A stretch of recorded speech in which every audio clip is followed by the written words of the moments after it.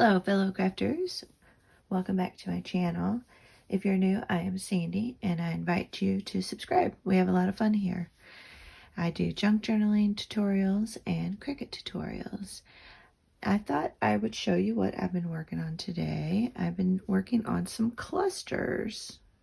You can see them down here.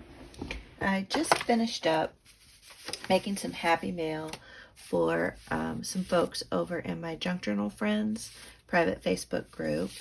These are some of them here. And they were nature themed. And so I had a bunch of little scraps out that were nature themed and scraps of paper and things like that. So I thought I'd go ahead and maybe do some clusters as well. So I have this tub here from IKEA, and it comes with this lid, which is nice. And so I just pulled this out and I grabbed a bunch of, you can see a bunch of different little scraps of paper that I had in here that I thought would go with the nature theme. You can see some of the scraps over here on the side, I think, maybe. Some of them, yeah. And some scraps of lace and scraps of fabric and doily and book pages, things that are tea dyed, things that aren't tea dyed, some things that are avocado dyed. So lots of little scraps. So, to me, making clusters sometimes can be a little bit daunting.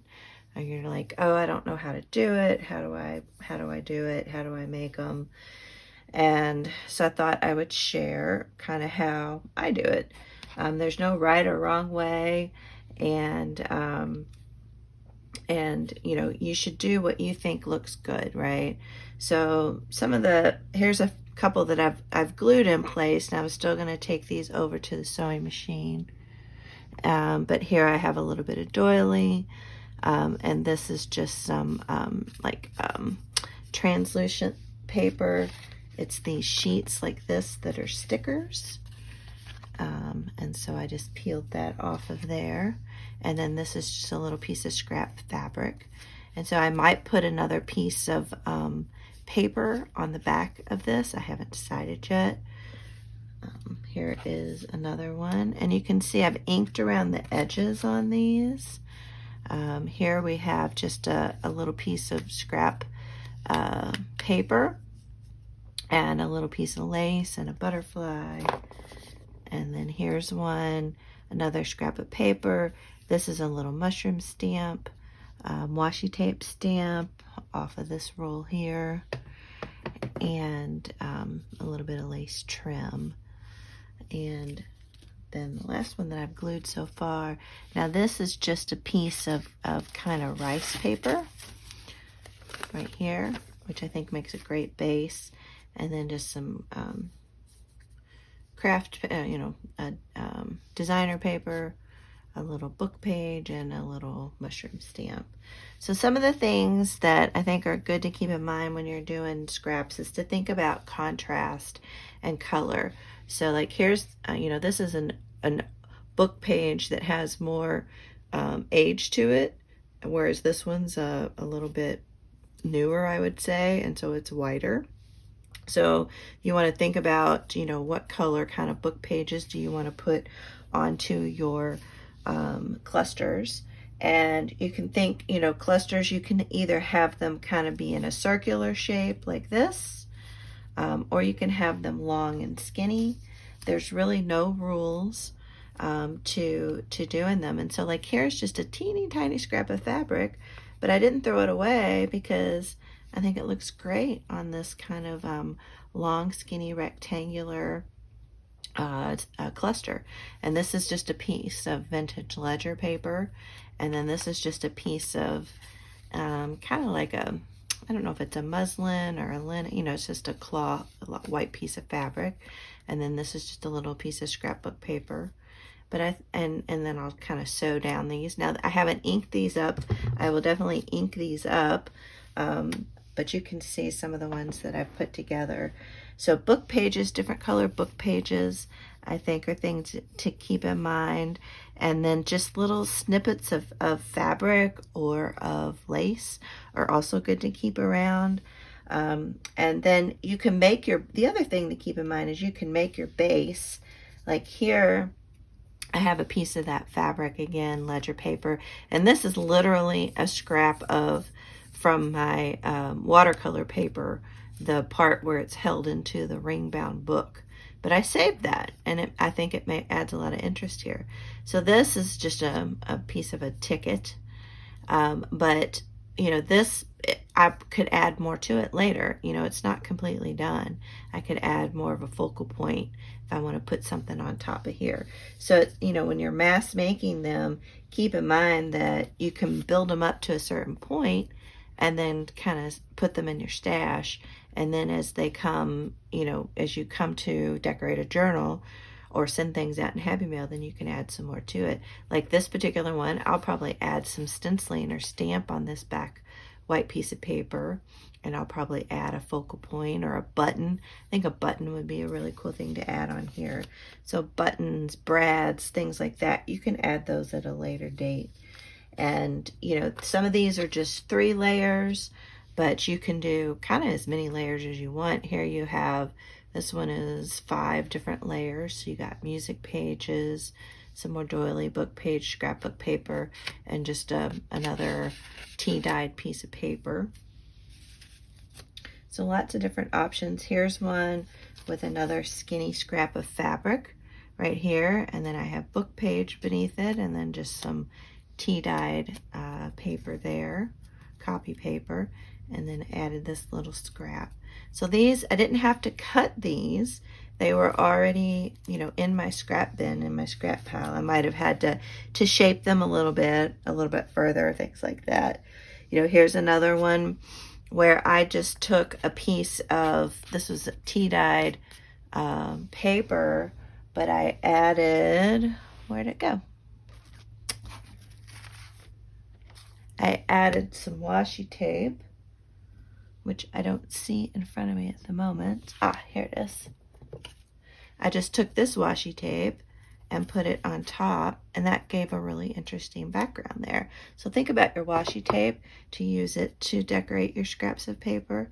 And then this is literally just another little scrap of paper, and that's another little scrap of doily, and my book page, and then I just put a little stamp right there. So I could add a bulb pin onto this, or I could add a brad. I could add an eyelet. So lots of different options there. So those are kind of some of my tips. And I really just go with, I try to think of things that are similar in color. So like this, I really like this scrap of paper. This was just, I had done some ink spraying with my Dylusion ink sprays. And so this was just a scrap of paper. And so it's kind of a gray, I don't know if you can tell on camera, that has a kind of a gray tone to it. And so I was looking for things that would go with that. And then I wanted a pop of color on top of here. And instead of using my walnut stain to ink up around here, I actually used my stone, what's it called? Pumice stone. And so to kind of keep in with that gray theme. So that's another tip. Just try to keep the color tones in the same family. And I think that will get success for you. And here's just a little scrap of colored vellum. And I thought that went nicely with this green little flower. And then this paper has some little pink lines on it. So I thought that would pull in the pink from that. And again, just all little scraps. So kind of, I think I've talked about most of them here. Yeah, this one here, just one other one, I think. So this one, again, just another scrap of coffee dyed paper, put a little sticker on it, and then here, just another little scrap of this linen type stuff, and I'll put that underneath the butterfly and let it kind of dangle out, and then some more tea-dyed doily back there in the background. And then this one, is, so this one is an envelope here. And so I left the Louisville showing, and then this is more of that ink sprayed paper. And then I have this little label and that little price tag. And then I kind of like that poking out of there, but I haven't totally decided yet. So I, kind of just pull out my scraps, and I'll start just grabbing, I'll grab a base. Like here, I'll grab a little base here and start putting it into a shape. And then I'll start thinking about what else I see here. I have some book page. So then I might tear that down a little bit further there. And then I have this little scrap of napkin, and that could look nice there. Put that, kind of glue that napkin down. Put that napkin down there, like that. So yeah, just play around with what you have. And then I have pulled out, and I did pull out some different die cuts and things like that. Some butterflies and mushrooms and little bugs and things to add on. And then these little stamps here, like a little bird stamp, that might look nice there. So look, you quickly have a little cluster right there. I think that's really cute. I like that a lot. So, and I'll just kind of start putting them together before I glue them, and I kind of walk away from them for a little while, and then I come back and see if I still like them, or if there's some changes I want to make or things I want to add to them. So yeah, so I need to ink these up, and then I'll glue them down, and then I'll do a little bit of sewing. So I think, like it'd be fun to do like a little zigzag stitching like right there.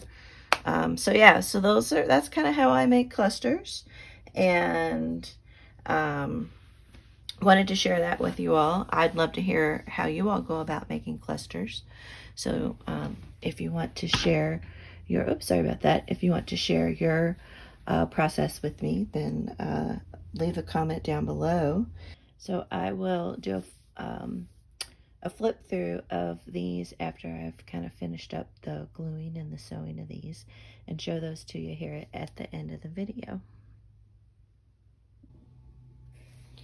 I am back. I finished gluing and doing a little more decorating on these. So let me show you some of the things that I did. I'll start over here. So here's a couple where I added a button. So I sewed a little button on there. And here's another one. Sewed on a button. And then here I added a bulb pin, and then just a little bumblebee charm. And you can see I've inked around all the edges now. Here I added some of these little flower, just these little flower decorative elements. And then just a little green one, round one. And here I did some sewing. So I did some messy zigzag. And then here is a little pink flower. So there's still, a little more touches you can add if you want. Here I did a leaf stitch on the sewing machine. And I did a little leaf stitch on this one as well. And then here I added a little green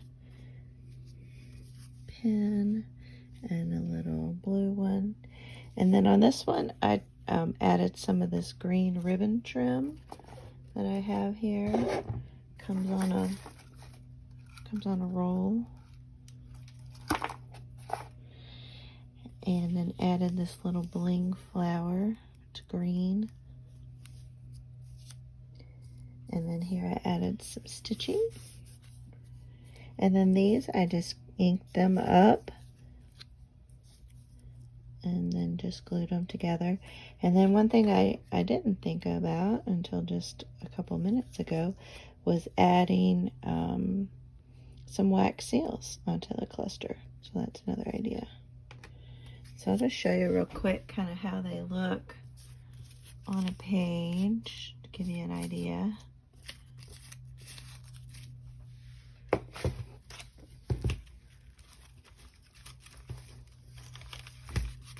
So this is one of my first journals I did, and I put like memories of my dad and flowers and things, because he loved having a garden. But just look how pretty these would look on a page. So bit. So you could put that there, or put that up there.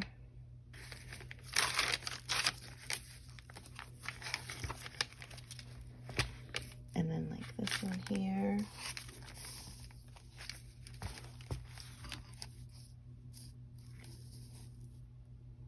Just so pretty. And the long skinny ones, I think those look like you can even have these hang off the edge of the page, which I think is really neat. But yeah, lots of different options with your clusters. And some of the bigger ones, you can actually make them into tucks if you so desire. So like something like that, you could just glue the bottom down, and then you'd have a tuck, or you could tuck a tag in there.